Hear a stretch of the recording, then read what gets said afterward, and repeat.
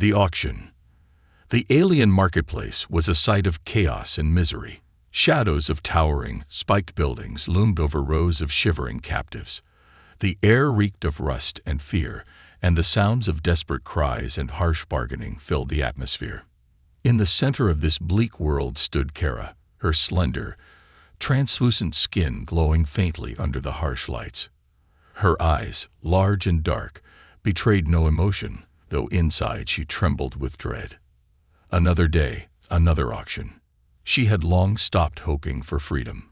For years, she had been sold, beaten, and discarded by cruel masters who saw her kind as nothing more than tools. Her once vibrant spirit had dulled into a silent acceptance of her fate. "Step forward, slave," barked the auctioneer, a slimy creature with too many eyes. Kara obeyed without hesitation, her head bowed.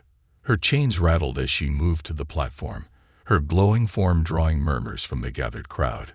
She was of a rare species, the Lumeri, known for their ethereal beauty and delicate build. To slavers, that meant one thing: profit. The auctioneer raised his hand, his voice booming. A prime specimen, graceful, obedient, and a quick learner. Opening bid, 10,000 credits. The crowd erupted with bids. Alien merchants, crime lords, and shadowy figures shouted over each other, their greed palpable. Kara stared at the ground, tuning out the noise. This was routine for her now, a cycle of being sold, used, and broken. Then, a new voice cut through the clamor. 20,000 credits. The crowd fell silent, heads turning toward the speaker. The human stood at the edge of the marketplace, his posture relaxed but commanding attention. He was tall and rugged, his face shadowed by a worn-out hat.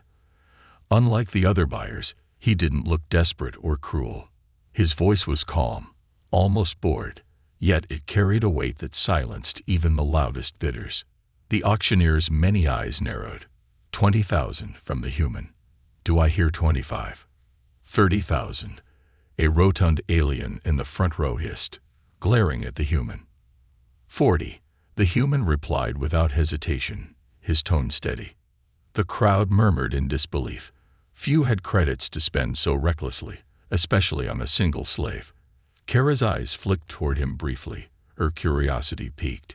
Why was a human, a species rarely seen in the outer markets, bidding so aggressively for her? Humans weren't known to be slavers, but they also weren't known to meddle in alien affairs. 50,000. The rotund alien barked, his face turning a darker shade as he clenched his fists. 60, the human countered. His face remained unreadable, his gaze fixed on Kara. The room buzzed with tension. No one dared outbid him. The rotund alien scowled but backed down, muttering curses under his breath. The auctioneer, sensing the end, clapped his hands. Sold. To the human for 60,000 credits. The crowd erupted in murmurs as Kara was yanked forward, her chains clinking. She kept her head low, fear twisting in her gut. What kind of master was this human? He hadn't seemed cruel, but appearances meant nothing in this world. The human stepped forward, handing a small device to the auctioneer. "Transfer complete," he said, his voice calm. The auctioneer grinned, pocketing the device. "A pleasure doing business with you, sir." The human approached Kara, his eyes meeting hers. For the first time, she noticed their unusual warmth, something she hadn't seen in years. He reached out, and Kara flinched, expecting him to strike her. Instead, he touched the chains around her wrists. With a sharp click, they fell to the ground. "You're free now," he said simply. Kara stared at him, her mind racing. Free? What kind of trick was this? No one spent 60,000 credits just to release a slave. Her voice, weak from years of silence, barely managed to whisper, "What do you mean?" The human crouched slightly, meeting her gaze. "Exactly what I said. You're not a slave anymore. You can leave if you want." Kara's legs trembled, her thoughts a whirlwind of confusion and disbelief. No master had ever spoken to her like this. No one had ever given her a choice. "Why?" she asked, her voice shaking. Why would you? The human stood, adjusting his hat. Because slavery is wrong, he said plainly. And because you deserve better. Before she could process his words, he turned and began walking away. After a few steps, he glanced back. You can come with me if you want, or stay here. Your choice. Kara stood frozen on the platform, her mind screaming at her to run, to escape before the human changed his mind. But her feet didn't move. Something in his voice, in his calm demeanor, made her hesitate. Against her better judgment, she followed him. As they walked out of the marketplace, the murmurs of the crowd followed them. Suspicious eyes lingered on the human and his new purchase, but Kara barely noticed. For the first time in years, she felt something unfamiliar stir within her. The freedom shock. The silence on the ship was deafening. Kara sat in the dimly lit corner of a sleek, metallic chamber. Her translucent skin shimmered faintly in the low light, but her trembling hands betrayed her. Freedom. The human had called it that. But what did it mean? Captain James, the human who had bought her, stood at a console across the room, his back turned to her. He was fiddling with controls, mumbling something about course settings. Kara's eyes darted to the open doorway. No guards, no locks, just emptiness. Her heart raced. Was this a trap? Was he testing her? No one bought a slave just to set them free. No one. You're not going to run, are you? James's voice cut through the silence. Kara flinched, her instincts screaming to shrink away. But his tone wasn't harsh. It wasn't the voice of a master. I wasn't. She stammered, but her words faltered. She wasn't sure what she meant. James turned around, leaning casually against the console. His face was calm, unreadable. Good, he said, because the airlock's the other way, and I don't think you'd survive long out there. Her eyes widened, and she tensed. Was that a threat? He sighed, rubbing the back of his neck. That was a joke, by the way. Not great at those, huh? Kara's confusion deepened. A joke. Masters didn't make jokes. They barked orders. They punished. This man, this human, was unlike any she had ever encountered. James walked over to a nearby cabinet and pulled out a small bundle of fabric. He tossed it toward her, and she flinched as it landed beside her. Clothes, he said simply. That rag they had you in isn't fit for a person. A person. The word struck her like a blow. She wasn't a person, not in the eyes of the galaxy. She was property, a tool, a means to an end. Kara stared at the clothes, her hands trembling as she picked them up. The fabric was soft, clean, too clean. It didn't feel real. Why are you doing this? She asked, her voice barely above a whisper. James' expression softened. He crouched down a few feet away from her, careful not to get too close. Because no one deserves what you've been through, and because I can. Kara shook her head, her mind spinning. You spent 60,000 credits. For what? To play some game. Toe. Her voice cracked, and she looked away, ashamed of the emotion rising in her chest. James didn't interrupt. He let the silence stretch before speaking. Let me guess. You think I'm waiting for something in return. Her head snapped toward him, her eyes narrowing. Of course he was. They always did. He shrugged. Fair enough. You've got no reason to trust me. But here's the thing. He pointed toward the open doorway. You can leave whenever you want. I won't stop you. Or you can stay and figure out what freedom actually feels like. Up to you. Kara studied his face, searching for deception. There was none. It terrified her more than any whip or chain ever had. She was used to cruelty. Kindness. That was something she didn't understand. James stood up and stretched, his movements casual. Ship's got plenty of space. Food's in the galley. I'll show you around later if you decide to stick around. He started to walk toward the door, then paused. Oh, and one more thing. Kara tensed, waiting for the catch. Don't call me master. Name's James. Just James. With that, He disappeared down the corridor. Kara sat in silence, clutching the soft fabric in her hands. Her mind screamed at her to run, to escape while she could. But escape to where? Out there was a galaxy full of slavers, thieves, and killers. Out there, she was nothing. Her gaze drifted to the clothes again. Slowly, hesitantly, she began to change into them.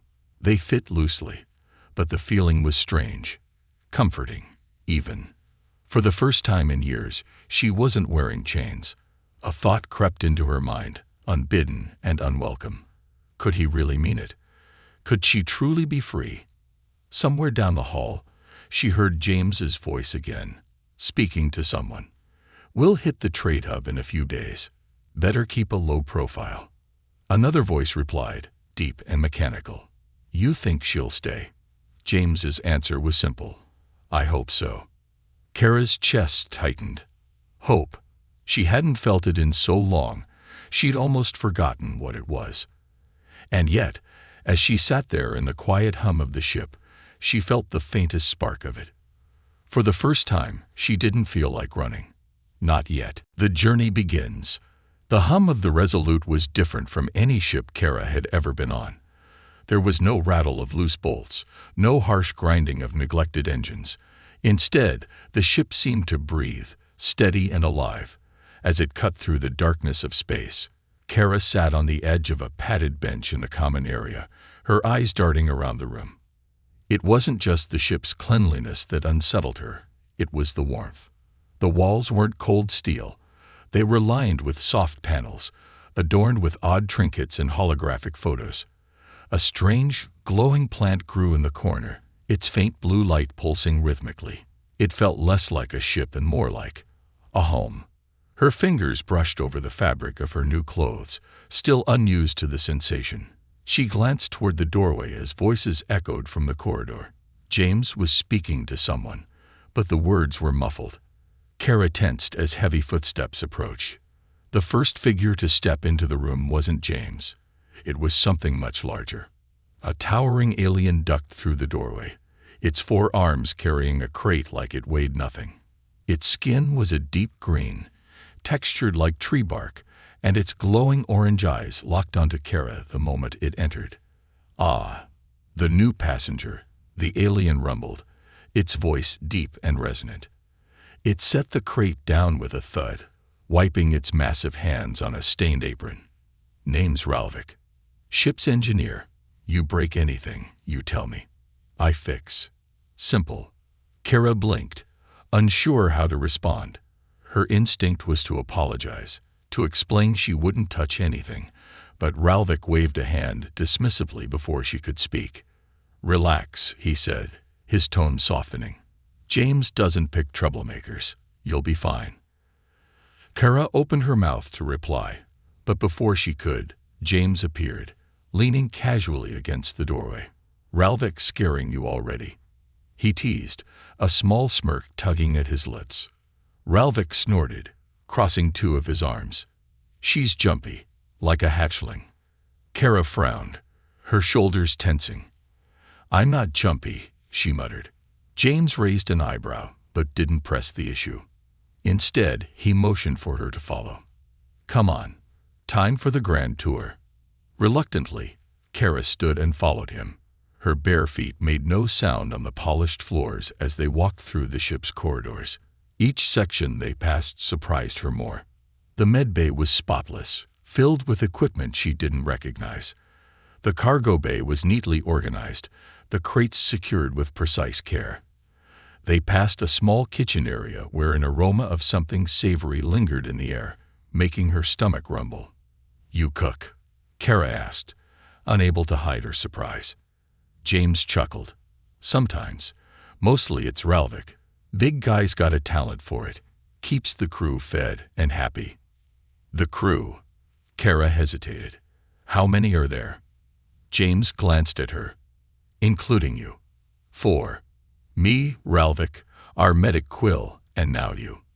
"Why so small?" she asked. "Most ships this size carried dozens of people." "Small is efficient," he said simply. "We trust each other." Big crews mean big problems. They reached the bridge, and Kara froze as the stars came into view. The room was bathed in a faint blue light from the control panels, but it was the massive viewport that stole her breath. Endless stars stretched before them, glowing softly against the black void. James watched her reaction, a faint smile on his face. Beautiful, isn't it? Kara nodded, unable to find words. For so long, her world had been cages and chains, dark rooms, and harsh lights. She had forgotten the vastness of the galaxy. James leaned against the control console, crossing his arms. I know this is a lot to take in, but this is what freedom feels like. No walls, no chains, just the stars. Kara's chest tightened. His words were simple, but they carried a weight she wasn't ready to bear. Freedom.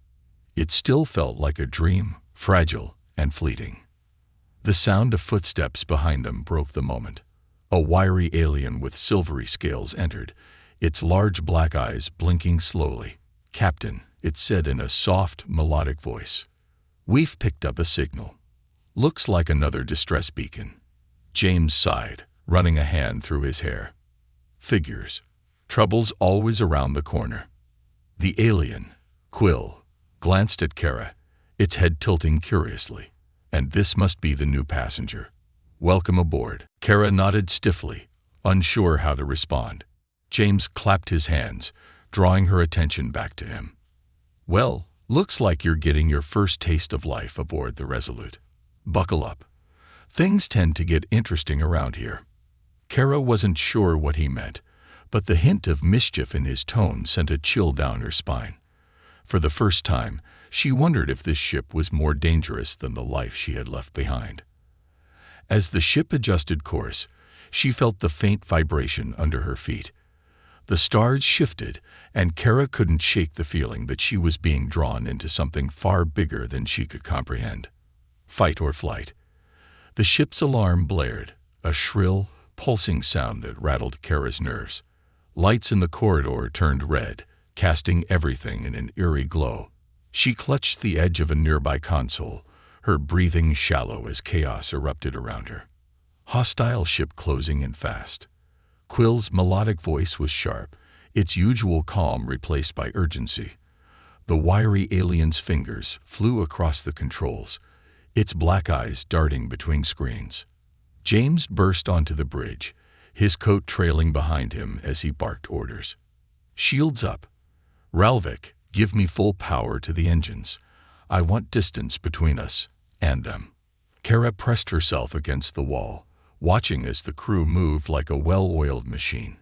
She had never seen them like this before, focused, serious, and utterly unshaken. It was terrifying. What's happening? She managed to ask, her voice barely above a whisper.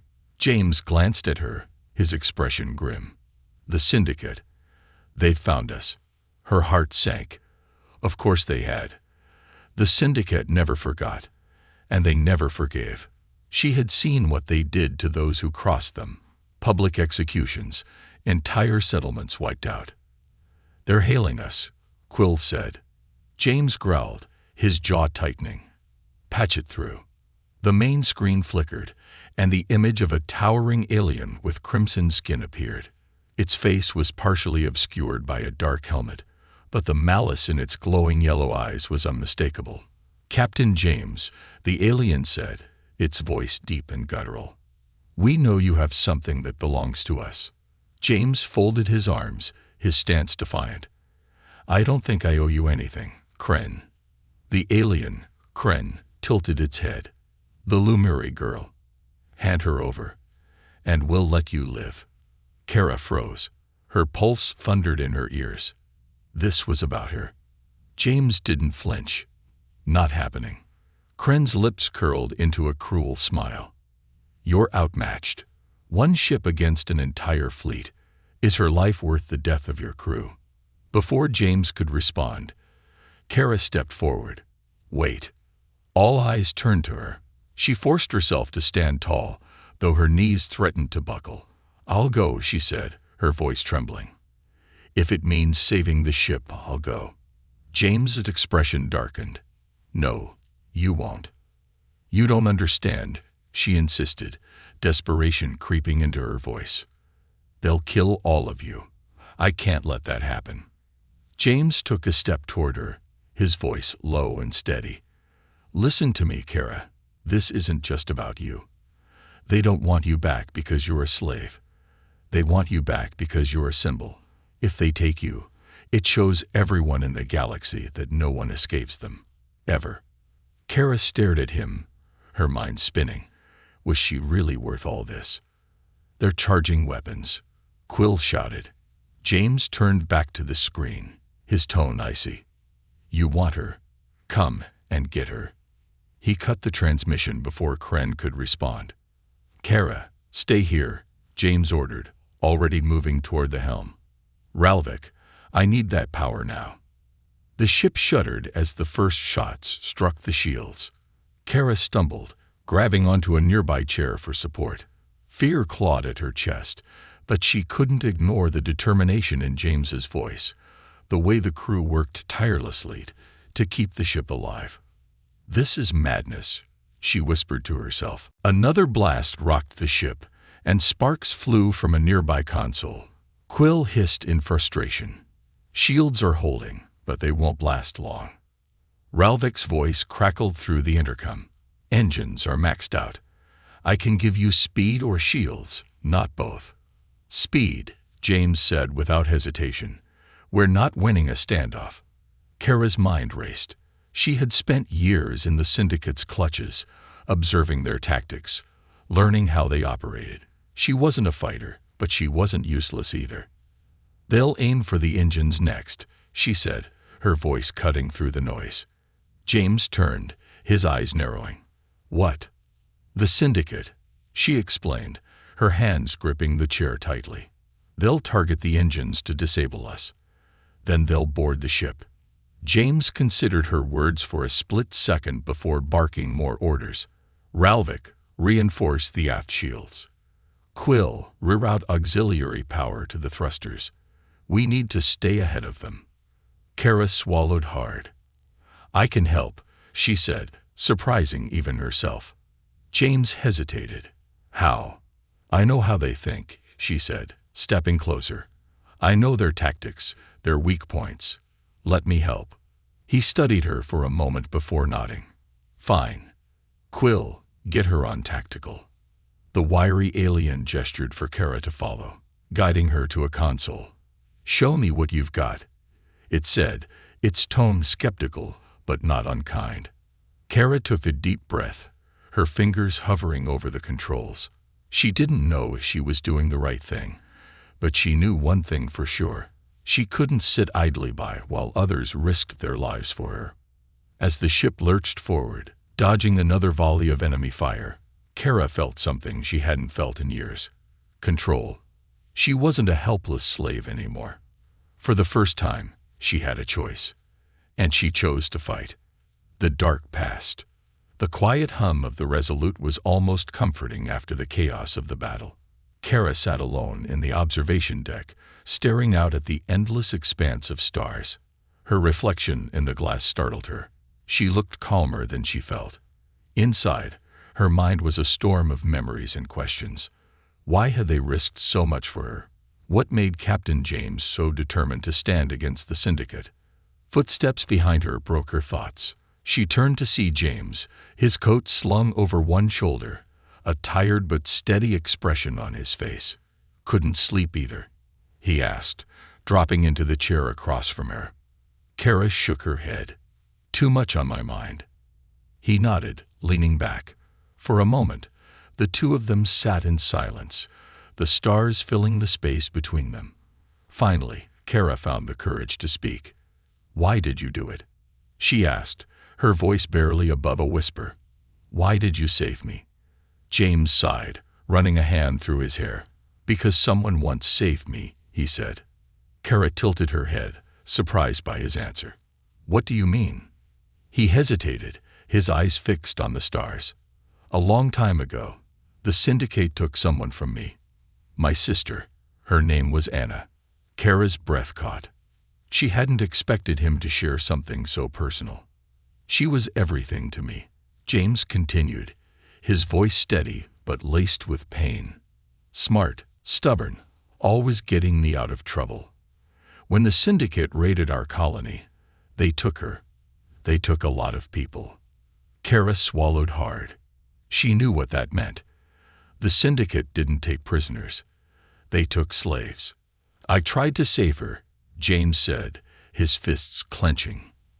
"I begged, bribed, fought, but it didn't matter. By the time I found where they'd taken her, she was gone, sold off to some warlord. I never saw her again." The weight of his words hung in the air, heavy and unshakable. Kara felt a pang of guilt for doubting his intentions earlier. "I couldn't save her," James said, his voice softer now. "But I can save others. Every life I free is a chance to make up for failing her. That's why I do this. That's why I couldn't let them take you." Kara looked down at her hands, her fingers tracing the faint scars left by years of chains. "I'm sorry," she said, her voice trembling. "For your sister." James shook his head. "You don't have to be sorry. None of this is your fault." She glanced up at him, surprised by the kindness in his tone. For so long, she had carried the weight of her own survival, the guilt of escaping when so many others didn't. "You remind me of her, you know," James said, his gaze distant. "Not just because you've been through hell, but because you are still standing, still fighting." Kara's chest tightened. She didn't feel strong. Most days, she felt like she was barely holding on. James leaned forward, his expression serious. "You don't owe me anything, Kara. But if you ever want to fight back, if you ever want to make them pay for what they've done, I'll stand with you." Her hands curled into fists as a memory flashed through her mind. The cold steel of the auction block, the jeering faces of her captors, the endless nights of fear and pain. For so long, she had wanted to forget, to disappear. But now, a new feeling stirred in her, a spark of something she hadn't felt in years. Anger. "I don't know if I'm ready," she admitted, her voice barely above a whisper. James nodded. "That's okay. When you are, you'll know." The sound of footsteps interrupted them again. Ralvik appeared in the doorway, his massive frame casting a shadow across the room. "Captain," the engineer rumbled, "we've intercepted a syndicate transmission. Looks like they've ramped up their efforts. Increased patrols, doubled bounties. They're hunting us harder than ever."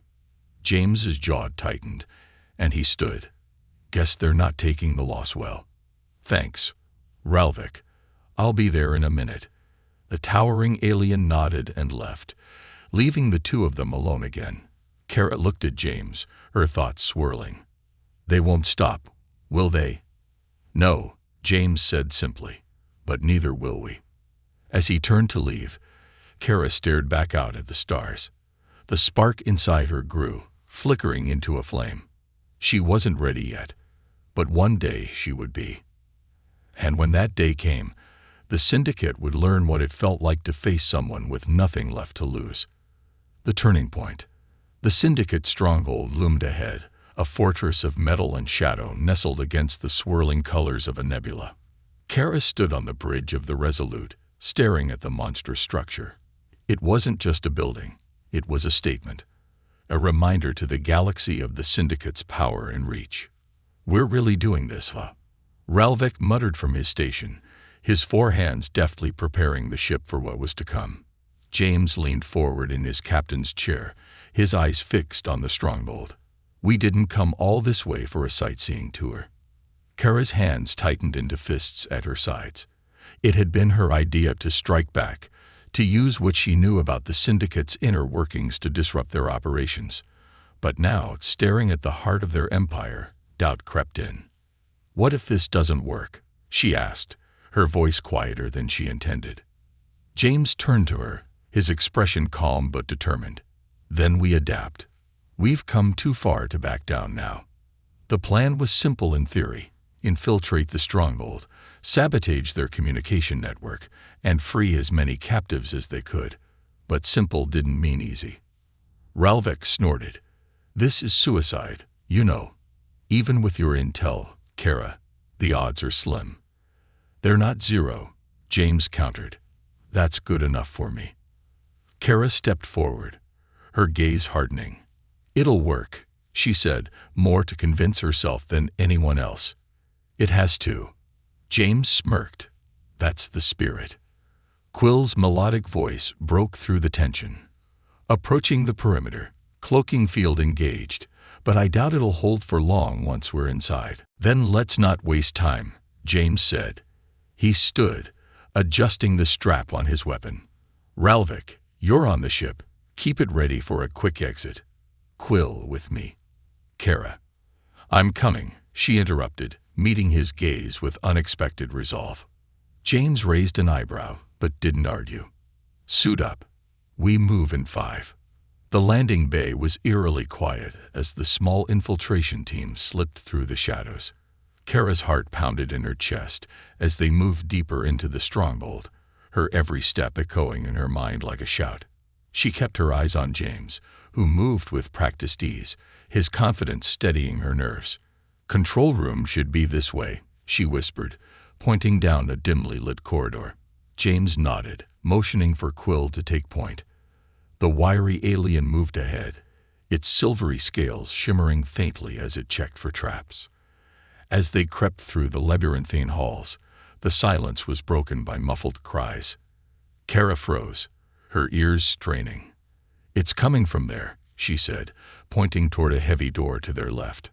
James hesitated, glancing at the datapad in his hand. That's not part of the plan. Kara stepped closer to the door, her pulse quickening. They're prisoners. We can't just leave them. Focus, James said firmly. We hit the control room first. If we blow our cover now, we won't make it out with anyone. Kara's jaw tightened, but she nodded, forcing herself to follow him. She knew he was right, but the sound of those voices haunted her as they moved on. The control room was a stark contrast to the dim corridors, bright, sterile, and buzzing with activity. Syndicate officers monitored screens, their alien forms hunched over consoles. James motioned for them to wait, his fingers counting down silently. On his signal, the team burst into the room. Kara's instincts kicked in as chaos erupted. She darted to one of the consoles, using the codes she'd memorized to disable the stronghold's internal defenses. Alarms blared, but she worked quickly, her fingers flying over the controls. Quill, cover the door, James shouted, taking down a guard with a well-aimed shot. Working on it, Quill replied, its voice strained as it fired at the approaching reinforcements. Kara's breath hitched as the final line of code activated. The screens around her flickered, and the stronghold's communication network went dark. It's done, she shouted. Good, James said, firing another shot. Now let's make some noise. The prison cells were chaos. Guards scrambled to regain control, but the alarms had sown confusion among their ranks. Kara led the way, guiding James and Quill through the maze of corridors. When they reached the cells, Kara's heart clenched. Dozens of captives, aliens of every kind, huddled in the shadows, their eyes wide with fear and desperation. You're free, she said, her voice trembling. The captives hesitated, their disbelief clear. James stepped forward, his voice firm but kind. No time for questions. Move now, or they'll catch us all. Slowly, the captives began to emerge, their fear giving way to cautious hope. Kara helped an elderly alien to its feet, her mind flashing back to her own days in captivity. As they led the captives toward the landing bay, the stronghold shook violently. Explosions echoed in the distance, the result of the sabotage they'd planted in the control room. We're not out of this yet, James said, his tone grim. Kara glanced back at the faces around her, some weary, others defiant. For the first time, she felt a flicker of pride. She wasn't just surviving anymore. She was fighting back. The stronghold's doors loomed ahead, and with them, the promise of freedom. But Kara knew this was only the beginning. The syndicate wouldn't stop hunting them, and the road ahead would be even harder. Still, as she stepped onto the Resolute with the others, she felt something she hadn't in a long time. Freedom's price. The explosions rocked the Syndicate stronghold as the Resolute sped away, its engines roaring against the void. Inside the ship, the atmosphere was tense, a sharp contrast to the chaos they had left behind. Kara sat in the medbay, her hands trembling as she cleaned a cut on her arm. Around her, freed captives huddled together, some crying, others too stunned to speak. "This isn't over," James's voice echoed from the corridor. Kara glanced toward the doorway. His tone wasn't angry, but there was a weight in it she hadn't heard before. She stood and followed the sound, her steps hesitant. She found him in the cockpit, staring at the stars ahead. His jaw was tight, his hands gripping the console. Quill stood nearby, its silvery scales duller than usual. "They've scrambled reinforcements," Quill said, its melodic voice unusually grim. "Multiple ships, converging on our location. We won't outrun them for long." James didn't respond immediately. His gaze remained fixed on the distant pinpricks of light. Enemy ships, growing larger with each passing second. "Can we fight them?" Kara asked, stepping into the room. James turned, his expression unreadable.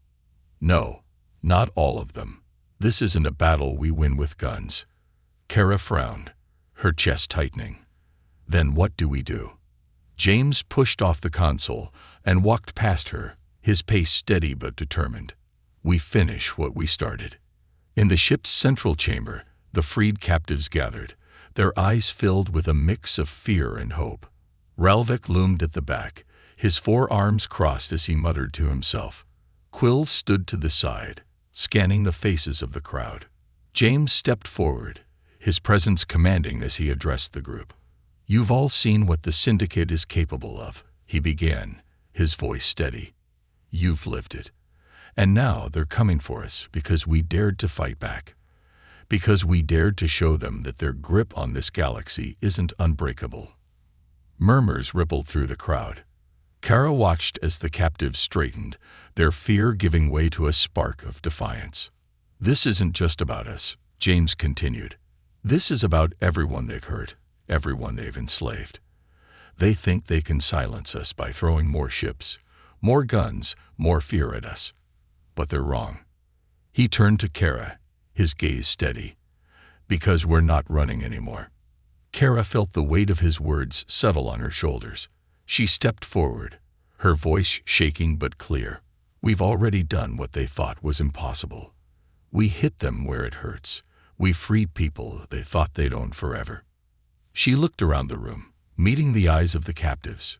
"We don't have to fight them head-on. We just have to be smarter. We can outthink them, outmaneuver them. Together." The murmurs grew louder, and she saw nods ripple through the group. James smiled faintly. "Good speech." Ralvik stepped forward, his deep voice rumbling. "If we're going to do this, we need a plan. And fast. Those ships aren't slowing down." Minutes later, the ship buzzed with activity. Kara found herself in the control room, her mind racing as she and Quill worked to send a message through the chaos. "We'll broadcast their failure," Quill said, its fingers dancing over the console. "Show the galaxy that the Syndicate can be beaten." Kara nodded, her focus narrowing on the task. If the message reached the right people, rebels, free traders, anyone willing to stand up, the Syndicate's grip could begin to crack. The ship lurched as the first enemy blasts struck the shields. James's voice crackled over the intercom. "Brace yourselves. This is going to get rough." The battle was a blur. Enemy ships swarmed around the Resolute, their weapons hammering the shields. Ralvik barked orders from the engine room, his voice tinged with frustration as he rerouted power to keep the ship flying. Kara's hands moved on instinct as she worked with Quill to send the final signal. Her heart pounded as the console blinked green. "It's done," she shouted. James's voice came through the comms. "Good. Hold on tight. I'm about to do something stupid." The ship veered sharply, diving into the debris field surrounding the Syndicate stronghold. Enemy ships followed, their pilots struggling to navigate the treacherous terrain. Kara gripped the edge of the console as the ship shook violently. "Is this your plan? Fly us straight into the scrap heap?" "Trust me," James called back. The ship twisted and turned, weaving through the wreckage. Explosions lit the void as syndicate ships collided with debris. Kara's stomach churned, but for the first time, she felt something other than fear: adrenaline. When the last enemy ship broke off pursuit, the Resolute limped into the safety of a hidden nebula. The freed captives cheered, their voices echoing through the halls. Kara leaned against the console, her chest heaving. She looked at James, who grinned despite the sweat on his brow and the tension in his shoulders. "You're insane," she said, her voice shaking. He laughed. "You're welcome." As the ship settled into the nebula, Kara glanced at the blinking light on the console, the message they had sent. It was out there now, a call to arms for anyone willing to fight. She knew the syndicate would come after them again. They wouldn't stop until every last one of them was crushed. But as she looked around at the crew and the freed captives, she felt something she hadn't in years: certainty. They weren't just surviving anymore. They were fighting back. And for the first time, the galaxy was starting to listen.